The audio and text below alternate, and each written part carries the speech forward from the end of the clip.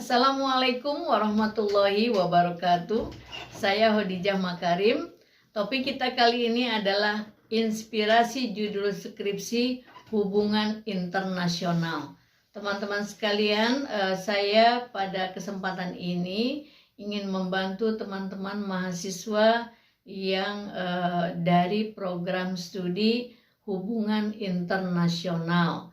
Membantu dalam hal apa? Membantu dalam hal menemukan judul skripsi ya. Jadi sementara ini mungkin teman-teman sedang mencari inspirasi, mencari apa kira-kira. Mungkin topiknya sudah dapat ya, tapi sampai judul nih belum. Nah, mudah-mudahan pada hari ini setelah menonton video ini teman-teman bisa menemukan judul skripsi, kemudian bisa diajukan kepada dosen pembimbing dan langsung di ACC ya, amin. Nah baik teman-teman sekalian, kalau di dalam mengambil inspirasi judul skripsi dari mana saja sumbernya, itu sudah pernah saya membuatkan videonya. Kemudian bagaimana mengambil sumber-sumber inspirasi untuk menentukan topik penelitian juga sudah pernah saya buatkan buat teman-teman. Nah pada hari ini khusus untuk mahasiswa dari program studi hubungan internasional, saya ingin membantunya untuk sampai menemukan judul skripsi. Nah dari mana saja kita bisa lihat? Kalau misalnya yang pertama ini yang perlu dipahami bahwa teman-teman belajar di hubungan internasional ini adalah program studi yang Masya Allah luar biasa, ruang lingkupnya sangat luas ya, luas dan mendalam. Jadi ini ada dua kemungkinan, begitu luas dan mendalamnya program studi ini jangkauannya itu menjadi mudah untuk menemukan masalah-masalah penelitian.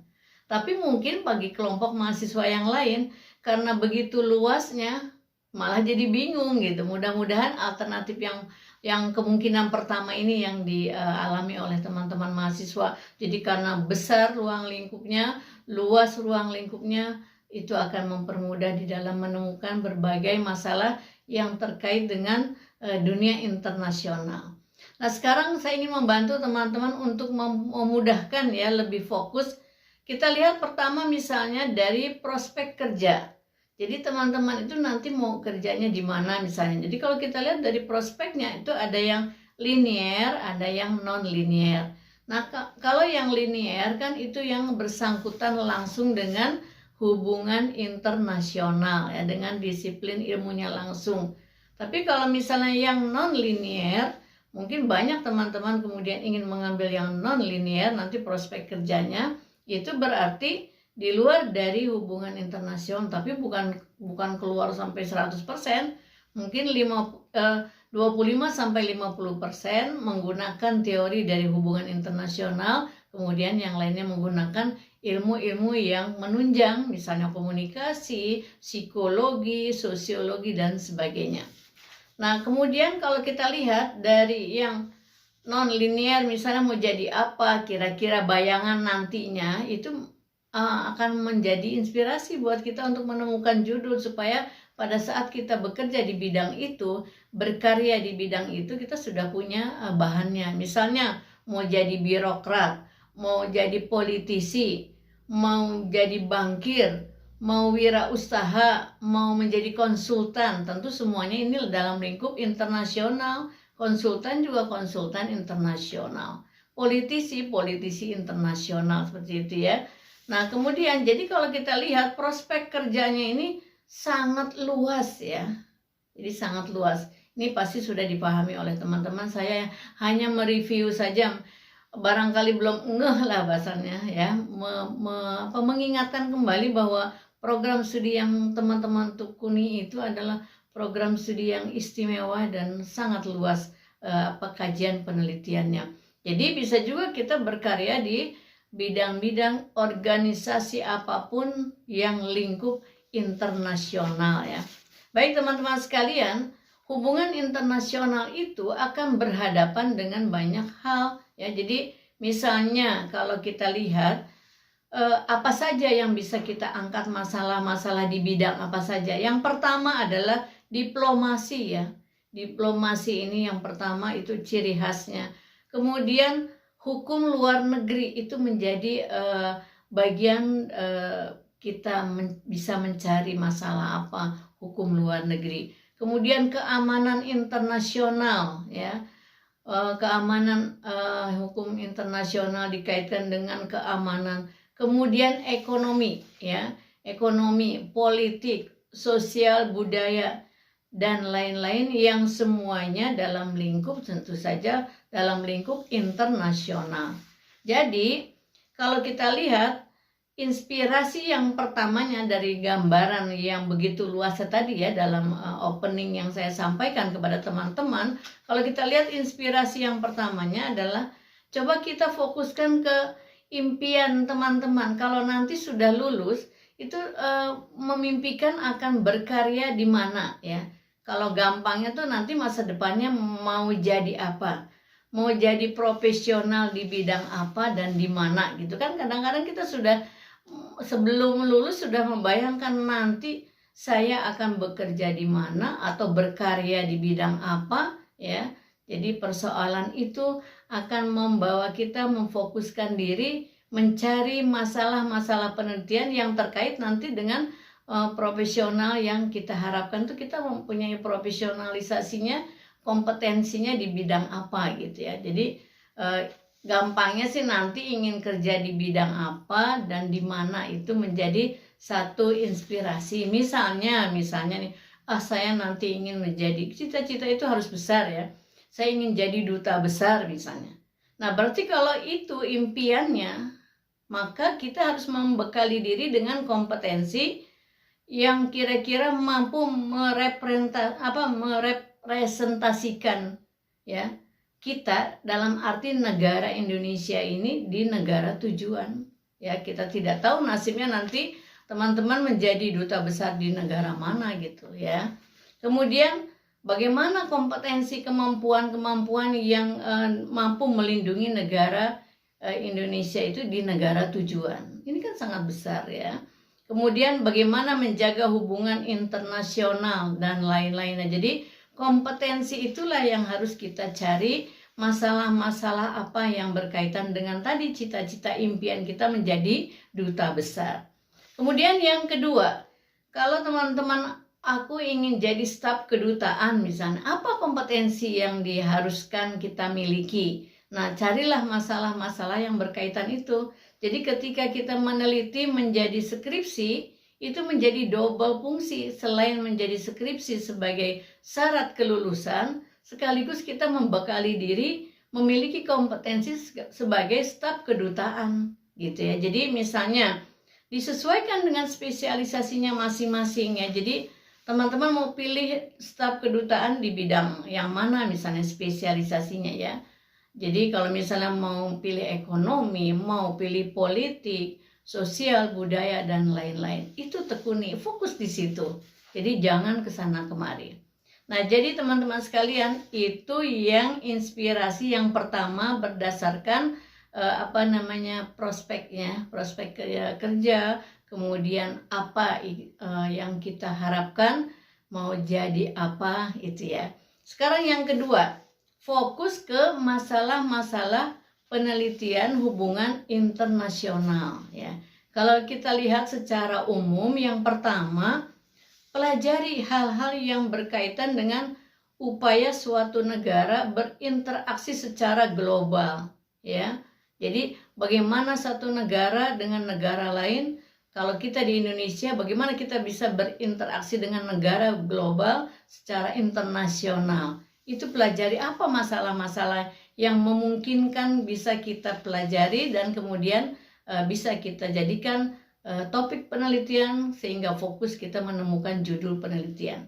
Yang kedua, kita bisa mempelajari masalah-masalah tentang perubahan kebijakan ekonomi suatu negara. Ini kan sangat besar ya, persoalan besar dan banyak masalahnya. Jadi teman-teman nggak usah bingung. Jadi kalau kita mau lihat kebijakan ekonomi internasional, banyak sekali masalahnya, apalagi sekarang di masa pandemi ya. Kemudian yang ketiga adalah masalah-masalah diplomasi budaya Indonesia terhadap negara-negara lain. Nah, bagaimana kita memiliki masalah-masalah dalam hal ini ya.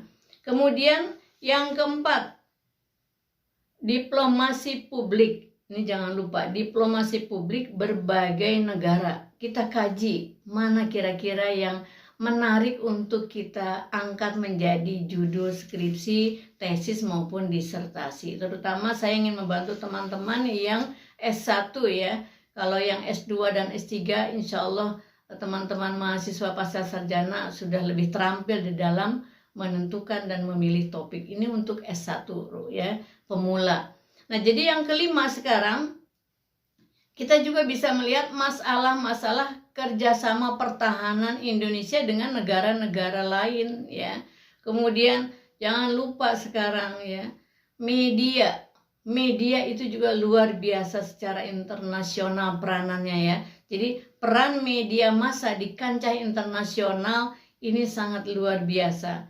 Pelajari teman-teman sekalian, bagi teman-teman mahasiswa yang di HI tapi senang di dalam bidang komunikasi, ini nanti didukung oleh ilmu komunikasi. Nah, ini bisa menjadi satu inspirasi yang sangat menarik. Kemudian yang ketujuh adalah saya kasih 10 aja ya pada kesempatan ini. Sekarang yang ketujuh yaitu perang dagang ya, perang dagang antar negara. Wah, luar biasa masalah-masalah yang bisa diangkat oleh teman-teman menjadi topik penelitian dan menjadi judul skripsi. Yang ke-8, masalah-masalah efisiensi energi ya, bukan di level lokal dan nasional tapi di level internasional, efisiensi energi di level internasional ya. Kemudian yang ke-9 adalah kebijakan industri ya. Kebijakan industri siapa? Ya industri kita, industri pemerintah Indonesia dan kebijakan industri pemerintah di suatu negara. Jadi teman-teman mau mempelajari mana?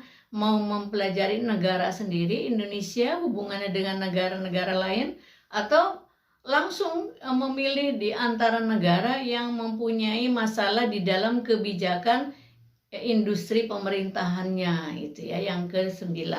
Nah, yang ke-10 adalah ini berkaitan juga dengan masalah komunikasi, yaitu diplomasi digital ya. Diplomasi digital Indonesia di dalam segala bidang. Nah, ini luas lagi masalahnya. Jadi teman-teman sekalian jangan bingung. Teman-teman dari hubungan internasional, kalau boleh saya bilang nggak pantas bingung untuk memilih topik dan judul ya. Jadi buatlah ini menjadi suatu hal yang positif, keluasan ya dan kedalaman dari kajian hubungan internasional ini menjadi sesuatu yang positif. Jangan dibalik ya. Jadi aduh bingung nih saking luasnya, jangan begitu. Jadi alhamdulillah karena kajiannya luas dan mendalam, saya lebih cepat menemukan masalah-masalah penelitian yang akan saya jadikan judul skripsi. Begitu. Jadi persepsinya harus positif. Nah, tinggal pilih bidangnya, mau bidang yang tadi yang terakhir ya, yang 10 yang digital ini, diplomasi digital Indonesia ini, mau pilih bidang ekonomi, pariwisata dan lain-lain, tinggal pilih. Jadi silahkan sesuai dengan minatnya masing-masing. Jangan lupa bahwa di dalam memilih topik lalu memilih judul skripsi, pilihlah 2. 1, teman-teman memiliki kompetensi di bidang itu, dan yang kedua berminat untuk menelitinya. Jadi ini satu kesatuan ya. Sekali lagi, jadi pilihlah judul skripsi yang teman-teman itu mempunyai kompetensi di bidang itu dan berminat untuk menelitinya. Kalau 2 ini dimiliki, insya Allah penelitiannya lancar. Kalau tidak berminat, cukup hanya kompetensi, nanti akan ada suasana yang cepat jenuh melakukan penelitiannya ya. Oke, mudah-mudahan satu paket ini berkompeten di bidangnya, kemudian berminat untuk menelitinya. Insya Allah akan segera menemukan masalah penelitian yang nanti dijadikan judul skripsi. Saya doakan mudah-mudahan judul skripsi yang diajukan kepada dosen pembimbingnya masing-masing tidak terlalu berlama-lama, 1-2 kali revisi yang ketiganya sudah diterima. Apalagi misalnya sekali kalau sudah disiapkan dari sebelumnya, dari jauh-jauh hari, sudah dipelajari dengan baik, tidak menutup kemungkinan begitu satu kali diajukan, pada saat itu juga dosen pembimbingnya langsung meng-ACC karena teman-teman bisa mempertanggungjawabkannya dengan baik dan menguasai. Terima kasih. Assalamualaikum warahmatullahi wabarakatuh.